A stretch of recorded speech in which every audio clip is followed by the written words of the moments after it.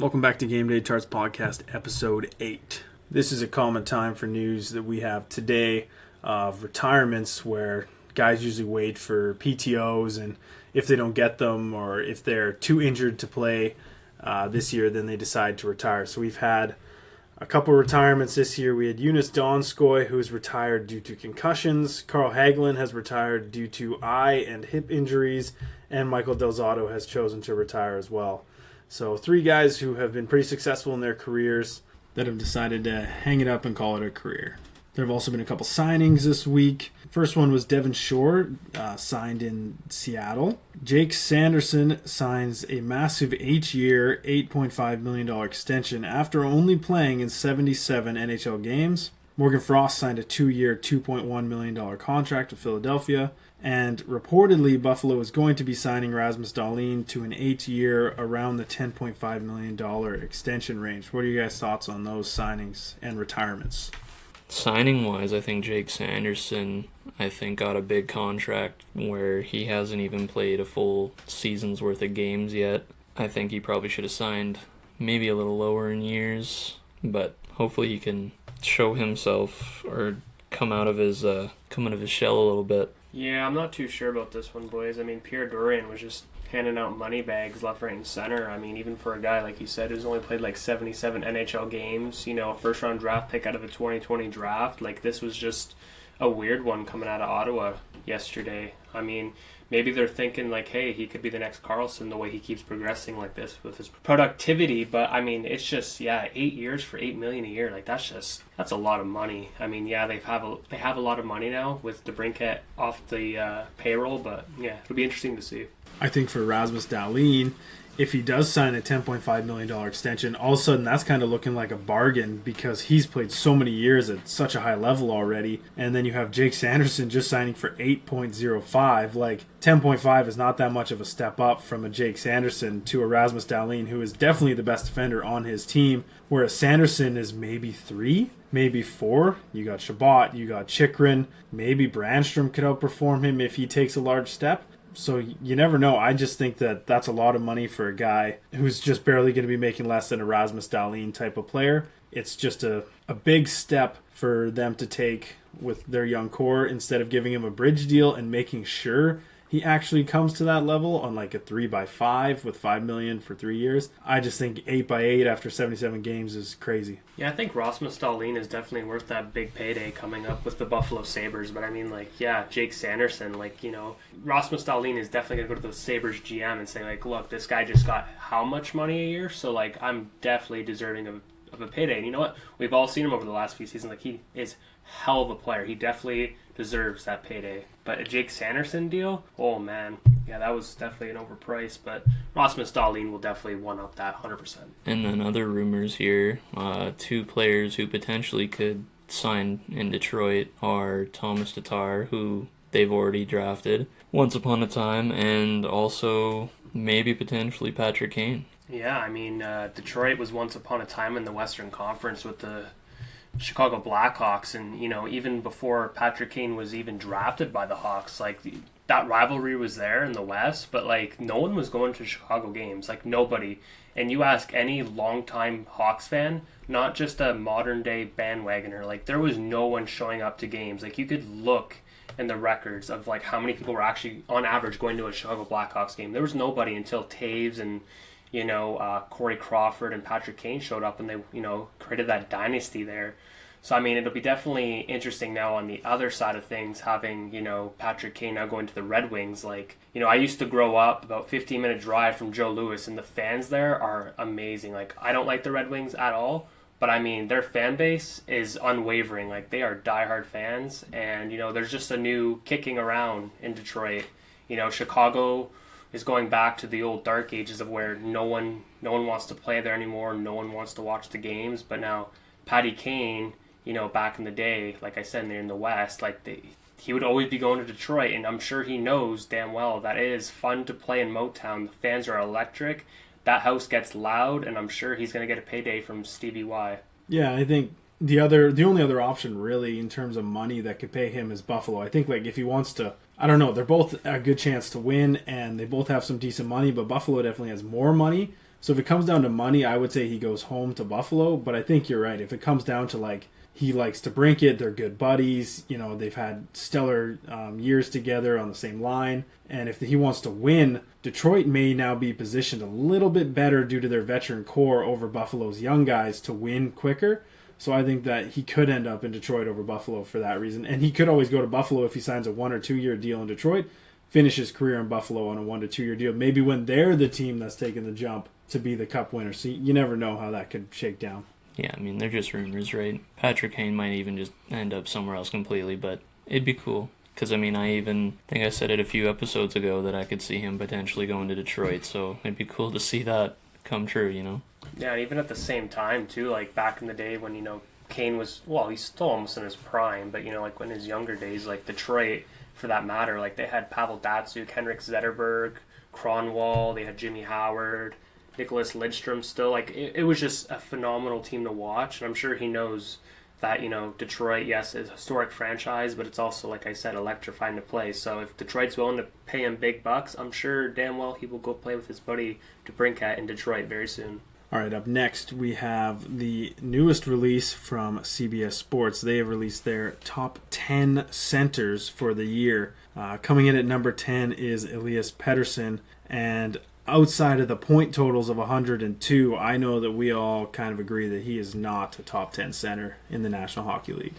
I think the 10 spot's a little tricky. I mean, Elias is good, but there probably is a couple more guys that could probably replace him at 10. Elias top 15 for sure, but I think we were chatting, and Sebastian Aho maybe could even be in that 10.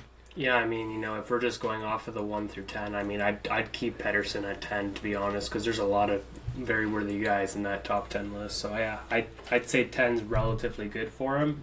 Yeah, I just don't think he is at 10 on this list, because if you go down, it's not based on points, and it's not really based on face-off percentage either. It seems to be based on, like, the best player at the position, and he can put up points all he wants. A ton of them are power play points, and he's only spotting a 44% face-off percentage, and he really doesn't have much defensive ability, and he is known to be one of the weakest guys in the league and easiest to knock off the puck. All things you don't talk about when you talk about Kopitar, Jonathan Toews, John Tavares in his prime, Steven Stamkos. Like, these guys are not just putting up points. They were rounding their game out to become top centermen in the league. And I actually, like we talked about Dak, I like Sebastian Aho as number 10 in the league. Personally, I just think that he plays a perfect all-well-around game in that Carolina system that's more defensive-based, and I think that just suits him, and it makes him a better player, and I would have him as my number 10 over guys like Pettersson or Barzell or Clayton Keller, stuff like that. Those guys who put up points but are definitely not there in the defensive aspect of the game. Because I don't know if you could say his old teammate, Bo Horvat, who does 57% face-offs, plays both ends of the rink, and got 70 points, which is 30 points less, but arguably a more impactful centerman. So it's hard to put him in number 10 for me, just because I don't think he fits a top centerman in the league mold. He's a top point getter in the league. You can't steal that from him, but not a top 10 center in the league, in my opinion. Number 9 on the list, they have Alexander Barkov, who is basically the poster child for what a centerman should be. He's big, he's strong, he wins faceoffs at 55% basically,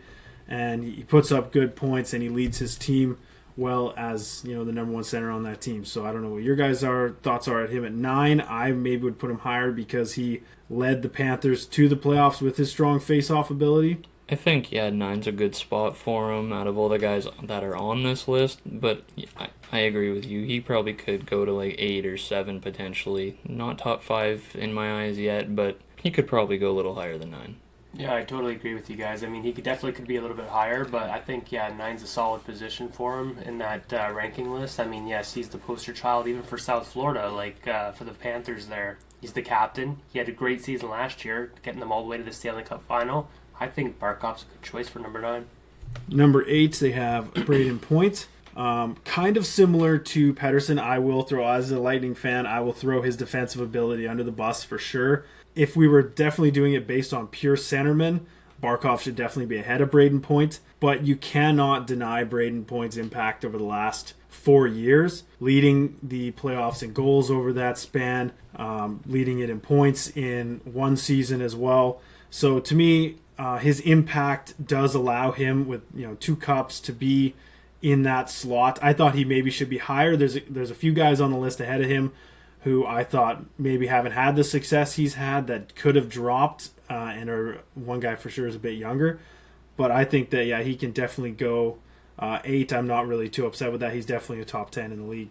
At number 7, we have Jack Eichel of the Golden Knights. And again, going off what I said about points, I think him winning a cup, this is a good spot for him. He basically led that team to the final, so I'm happy with him at 7. For me, I don't like it, but I think I'm just being biased off the stat of just the previous year with only 66 points and a 45 face-off win percentage. To me, that's not exactly top 10 quality, but as a player, I will agree he's top 10, but in this list, it is only just showing like their last year stats, so 7 for me is a little high for him, but I guess out of all the guys I have on here, 7 works out. I think this list is just kind of rigged. Like, I can't see Jack Eichel being ahead of guys like Anze Kopitar and Alexander Barkov. Like, that's just ridiculous to me.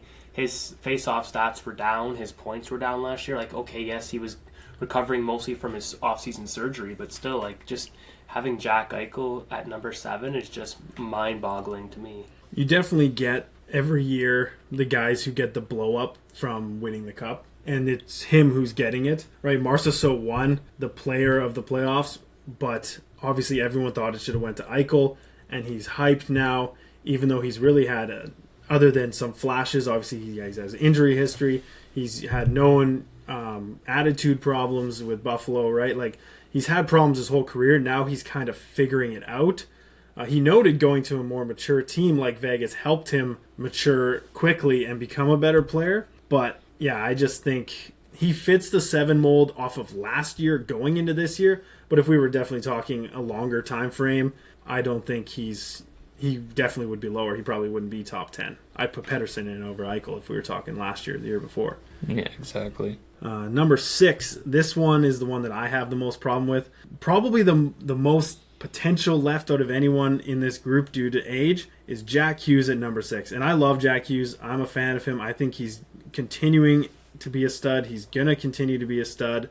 But 6 for a guy who's only won a playoff round, hasn't had a chance to really show himself at a high level. And you just got to say this, 35% face-off percentage. How can you be top 10? I think he is top 10, but how can you be top 10 with 35% face-off percentage? Close to top 5 if that right there on this list. Yeah, close to top 5. Well, and I even ripped Eichel at 46%, and this guy's ahead of him at 35. So, exactly. As a center, I think face-off stat is a huge stat to have. You can score all you want, but are you winning them back to your boys? And he did good in the first round, but he went quiet in the second round, which is basically why they lost. And you look at that, and look at the guys who've been judged for that over the years. Matthews has been ripped for that this year. McDavid has been ripped for that numerous times. McKinnon before him when they couldn't get it done. It's just weird that Jack Hughes isn't getting ripped for falling apart after they had a good first round. It just seems like he's pumped up so much, and New Jersey's going to be the next best thing out there. But really, they only won one round, and you don't know how this year is going to shake out. Could he get hurt? And I just don't know. With 35% faceoffs, I don't see him at 6. I mean, time is on Jack Hughes' side. I mean, he's not as old as these guys like McKinnon and that. I mean, he's got time to improve, and he's, young. He's almost pretty much in his prime. So I'm sure this season will be a bounce back year. He'll definitely up those numbers for sure, 100%. All right, number 5, we have the best center probably in history, and Sidney Crosby in terms of playing the position the way he does. I don't have a complaint here. He might be older. He might be nearing the end of the career, if you want to say it, but 93 points, 53% face-off percentage. I don't see a way in which he should not be in the top 5 still in this league. He is. Yeah, I think only reason for being top 5 maybe is due to age, in my eyes personally. You got McDavid and Draisaitl and Matthews and those guys, but he'd be right there with them in the top 2 for sure with McDavid if he was that age still, I think. But 5 right now, I think it's a perfect spot for him. He's still a top-tier center in the league. and he will be for a few more years, I'm sure. So I'm definitely going to contest this one. I mean, I think he should be a little bit higher. I mean, Sid the Kid's still showing that he's, still the poster boy of the NHL. I know McDavid has come into the league and kind of shown that he's the new generational talent, but Sidney Crosby's still here. He's still showing that he can produce almost 100-point seasons. He still has eyes in the back of his head, passing ridiculous passes to his teammates and scoring wicked goals, like batting them in. And, he's had 3 cups to his name, and he's still got quite a few years before he retires, and I still think that he's still one of the best centermen in the league. Up next, we have Auston Matthews. For the sake of his talents, I can get behind him being at 4. I think that he has times when he takes nights off, and I think that his defensive ability is a little overhyped. I actually saw Matthew Nyes just did an interview saying that he's one of the best two-way forwards in the league, and then someone made a crack at that, quoting over top of it, showing that Matthews averages 6 seconds a penalty kill this year, right? Like 6 seconds out of the whole 2-minute penalty, he's averaging 6 seconds. So if he were really a top center, John Tavares is always on the penalty kill his whole career. Jonathan Toews on the penalty kill his whole career. Patrice Bergeron, the best penalty killer in history, is always on the penalty kill. So if you want to call him one of the best two-way forwards in the league, he's got to be playing penalty kill as well as he's playing power play, and he's just not doing that. I'll accept him at 4, but I wouldn't put him any higher for sure. Yeah, I agree. I totally agree with that ranking at 4. Yeah, I mean, you hit that one on the tee there, Riley. At number 3 coming in is Leon Draisaitl. I personally think he should even be one higher on this list. I think that the year that McDavid was injured, he won the MVP, showed the quality of talent that he actually has if he were alone and not overshadowed by the best player in the league. 55% faceoffs is tied with Barkov for number 1 on this list. He put up 128 points. So to me, that is an extremely high quality player who is also not the best defensive player for sure out of the centermen. Often can be noticed not really moving his feet to get back. But for sure, I think that his ability with the puck, his ability on the power play, his ability to make everyone around him better, and his ability to be able to play with McDavid, who has been noted a hard player to play beside because he just does things at a speed that most guys can't comprehend, it makes him... They have number 3, I think number 2 best center in the league.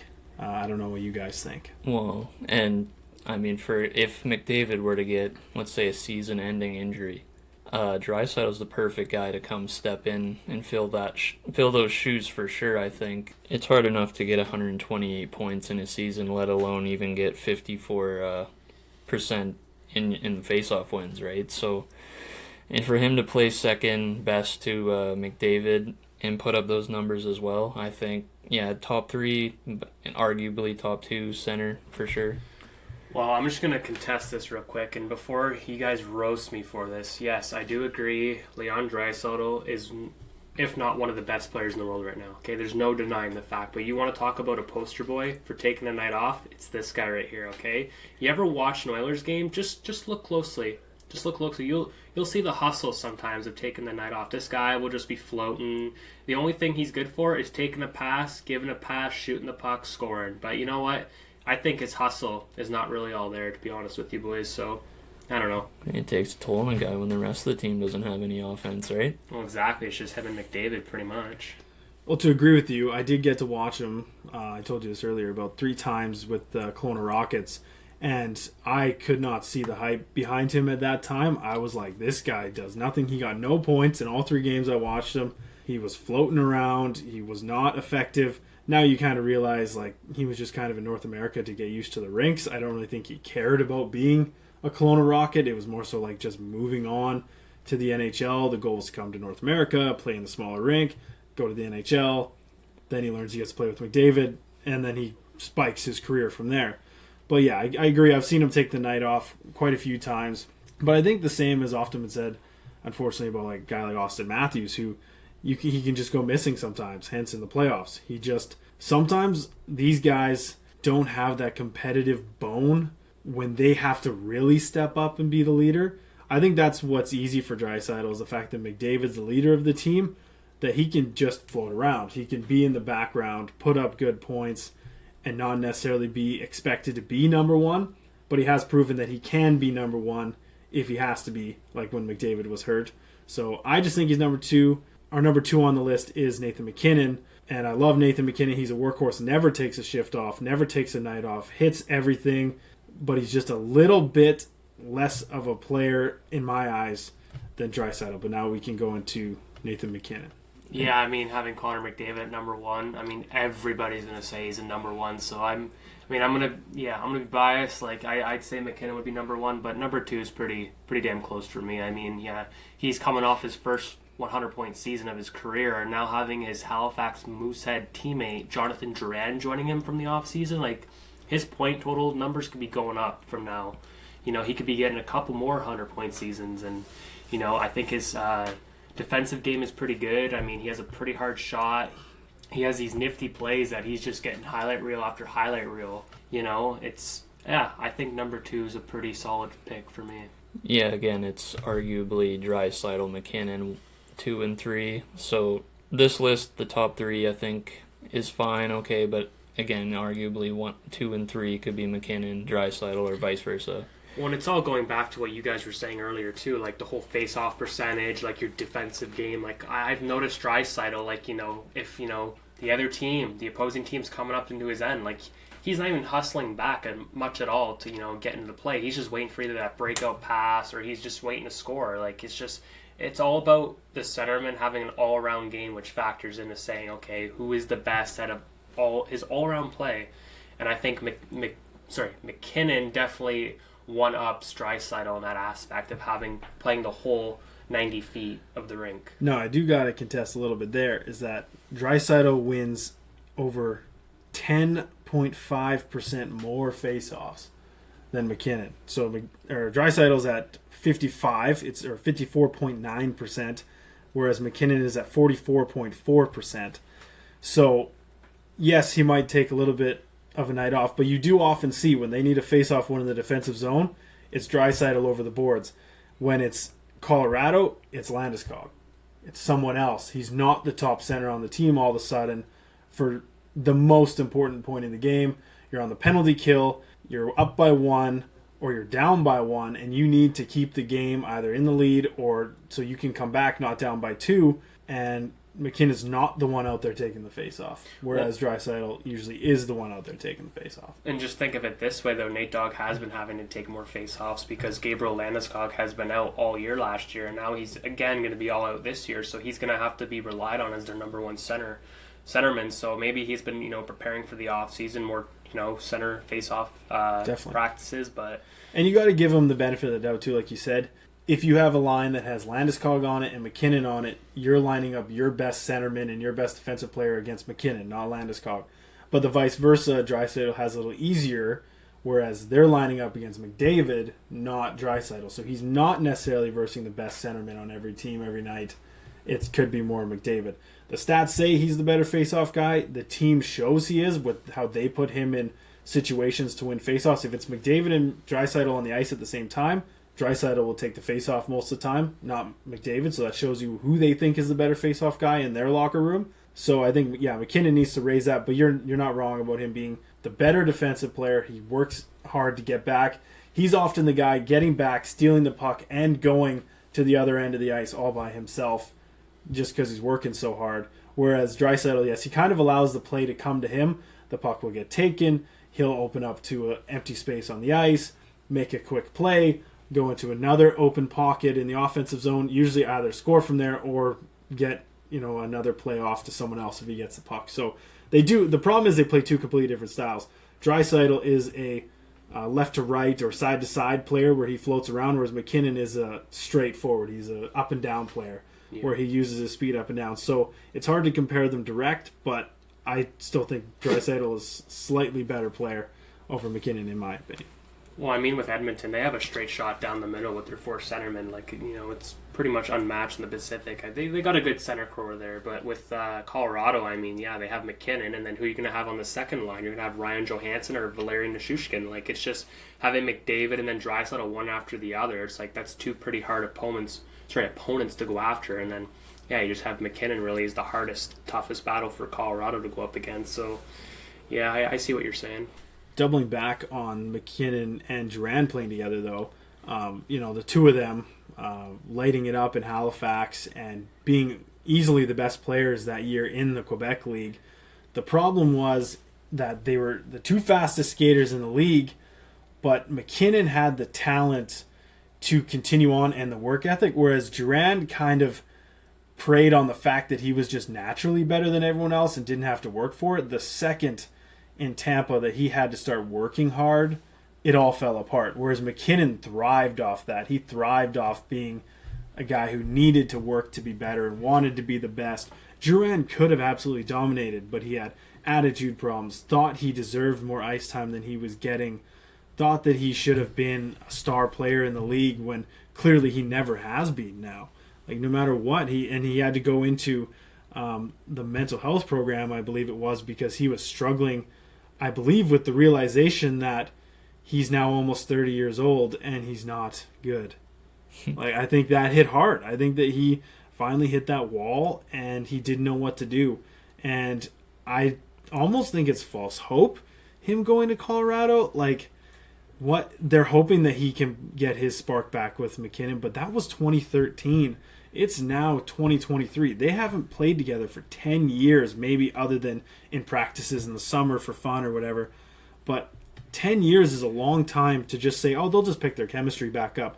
When Drouin is arguably a third-line player and McKinnon we're talking about as a top, not just a top 2 center, maybe a top 5, well, definitely a top 5 player in the whole NHL. And we're talking about Durand being a third liner on almost every team in the league. So will he even get to play with McKinnon? I don't even think so, because their team is just better than him. He's more going to line up with like Ryan Johansson. Well, speaking of playing together again, but I mean, doubling back on what you were saying, I mean, once upon a time, the two of them probably would have never even played together, because at one point, Baie-Comeau Drecor of the Q was going to draft McKinnon, but McKinnon refused in his QMJHL draft year. He didn't want to play for them because they had the worst record in the league.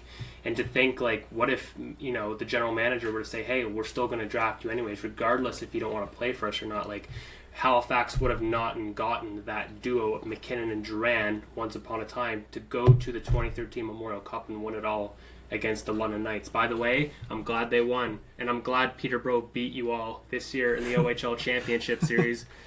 I have nothing good to say about the London Knights. Guy from Windsor, he has nothing good to say about London Knights. Well, and like, who's to say if Durand would have even went third round that year if McKinnon didn't even go to Halifax? But also, like you were saying, with the false hope, with that, you said 10 years of not playing together, there's no way those two guys play the exact same game they did when they played in Halifax. Obviously, in the 10 years, they probably have grown their game, learned a few new things, but they might give it a try, maybe like preseason or practices, see how they do, but I think it's a stretch to say that they line up with each other, but we'll see.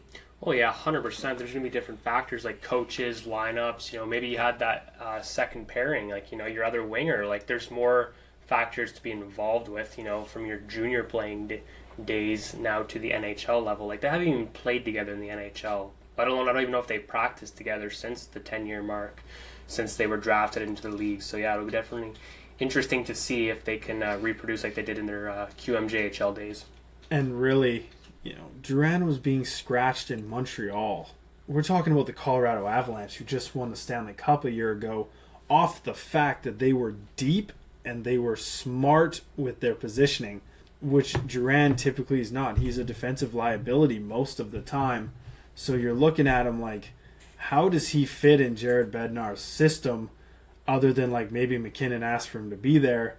But it's like, how, if he was scratched in Montreal, how is he not going to be scratched in Colorado. I just don't see how that's the case. Exactly, and being drafted by the Tampa Bay Lightning, like I think Steve Yzerman did a great thing about offering him to Montreal for Mikhail Sergachev, who was just coming off his win in 2017 with the Windsor Spitfires, winning the Memorial Cup. And you know what? A 1-for-1 trade, Mikhail Sergachev for Duran. I mean, Tampa Bay basically won that trade for a guy who basically has been very, I guess, as you say, very absent since then. So, I mean, yeah, it's definitely hard to say if Duran can even come back to his form or not, or he'll remain the same. Was Duran even scratched in Tampa, or was he only just sent down? No, they scratched him, and then when he refused to come back to the team, they sent him to Syracuse, which he refused to show and play. So then they waited till the off season, I believe, when Montreal wanted him as more of a native player because Sergachev was struggling with English and French.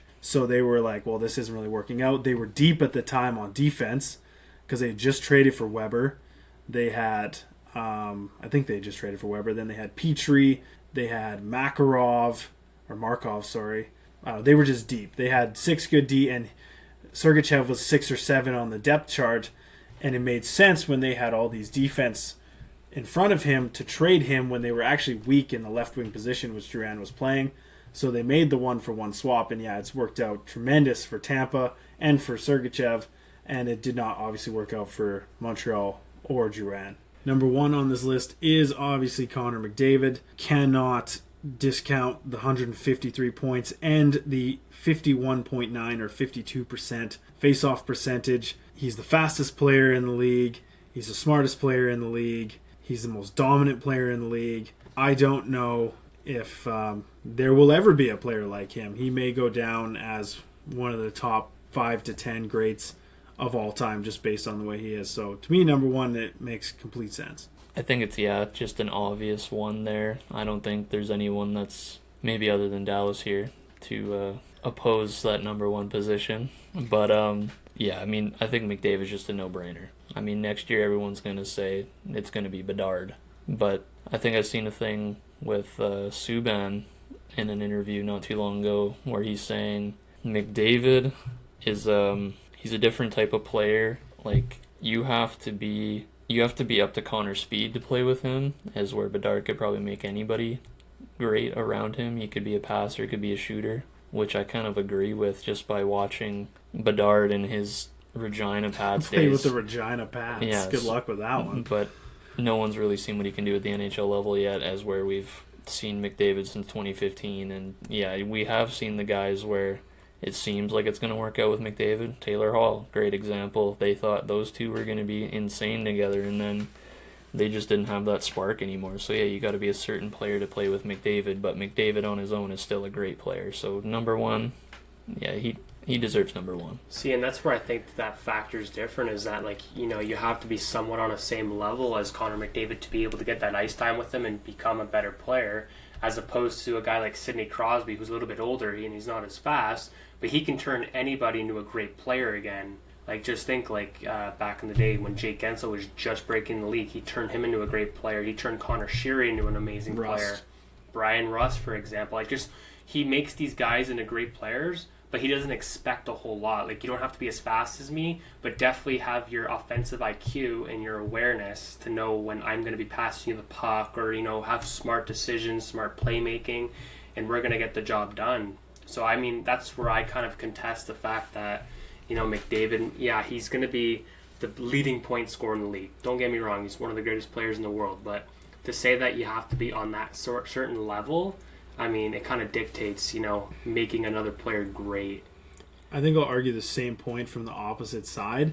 It's the fact, what makes him so great is the fact that only a certain amount of players can play with him. Like, the fact, because you can go to almost every team and every top 6 player can pretty much play with every top 6 player, but to have a guy who's so far ahead in his development, in his skating, in his processing of the game, in his his shot, his passing, that only a few limited players can play with him because he is that far ahead. That's what they said about Wayne Gretzky.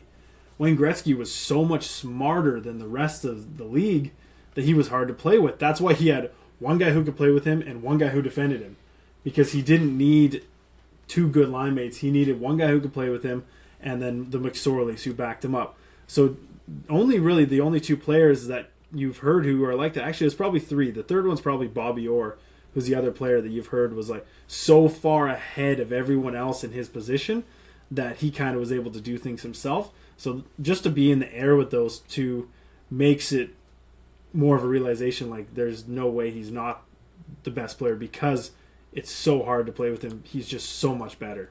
Well, that's just kind of saying that, McDavid is just a one-man show almost. Like I was saying, like Sidney Crosby, he can create plays with a lot of newer guys and make them into greater players. That right there shows that you're a great captain and you're trying to get these guys on the scoreboard too, as if, you're looking on Sportsnet or you're looking on TSN. What's it going to be out of Edmonton? Oh, it's just another Connor McDavid goal. You're not seeing him have any flashy setups for one of these newer guys coming in or any of the, night in and night out basis of the regular ones in the lineup. So I think it comes down to character, if you will. I mean, having McDavid as a one-man show most of the time, 1 and 2 with Draisaitl and McDavid. I mean, I honestly personally think that McDavid shouldn't really be in the top spot here on this list, but I mean, it's definitely all about, your leadership and your character and your playing style with your whole team, because that's what it is. It's a team effort, and you cannot be a one-man show on an organization. For me, it comes down to, Crosby can make a lot of people around him better, but I think Crosby slows the game slows the game down more than McDavid does. McDavid can slow a game down, but I think with McDavid's mindset, he's probably running at like 1,000,000 miles per hour, right? If you're not up to him at his speed, you're not going to be able to play with him, which is why Draisaitl does so good as his number 2, because he's probably on that same wavelength as where Crosby can slow it down, look for a pass to get an assist or be open for a goal because that play slowed down, as where McDavid probably plays a way faster game style and he wants to either find a pass really quick so he can get open or go down and score a goal. I don't know. I think it comes down to the pace of the game for me. I'll even note, like, just from a personal aspect, even though I was no good hockey player whatsoever, but there's this weird time as you're kind of going through hockey where you go from playing hockey to understanding hockey, and it is the weirdest and coolest feeling when you are looking up the ice and you can see 2 to 3 steps ahead of what you're going to do and you haven't even done them yet. So I can't imagine what McDavid's is at. I was only probably 2 to 3 steps ahead. He could get the puck behind the net on the power play where they drop it to him, and he can look at the ice in front of him and see how that puck is going to get to the net if everything goes the way he's thinking it through. Like, that's just how far ahead he is, and it's just wild to me that he can think that far ahead. So it's such a cool feeling to have that in your head. Like, you haven't been at that point yet of the ice, but you know how you're going to get there. Even though there's people in your way, you can see how you're going to get there. It's the coolest experience, and I think that makes him a step above him. And McKinnon too, with his speed, he's obviously steps ahead as well. But then reverse it with Draisaitl, he slows the game down but watches it at the speed of McDavid. It's just a weird context where he floats to where he knows McDavid needs him, watching him go that fast while he's just kind of floating around.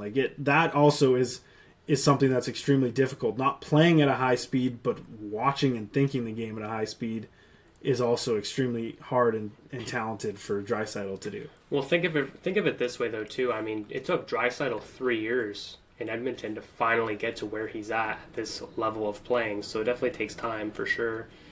But a lot of it with those two, I think, is a lot of it, like you were saying, like, you know what your steps are going to be 3-4 steps ahead of the play. But I think for McDavid and Draisaitl, I think a lot of it is on the fly improvising too, to be honest with you. Because I'm sure a lot of it is, Oh, absolutely. I mean, the game changes every second. I mean, you look at how a guy like Cale Makar was able to stop McDavid in the playoffs. That was something, that skating, that ability that McDavid wasn't used to, and it worked. But this year, it kind of seems like, okay, he kind of had it figured out, right? Like, Makar was still very effective versus him, but it wasn't like a complete shutdown. Yeah. He went back, he watched tape, he saw how he reacted, and then he went into that with new situations and new scenarios when he played the Avalanche, because really, Makar was the only one stopping him.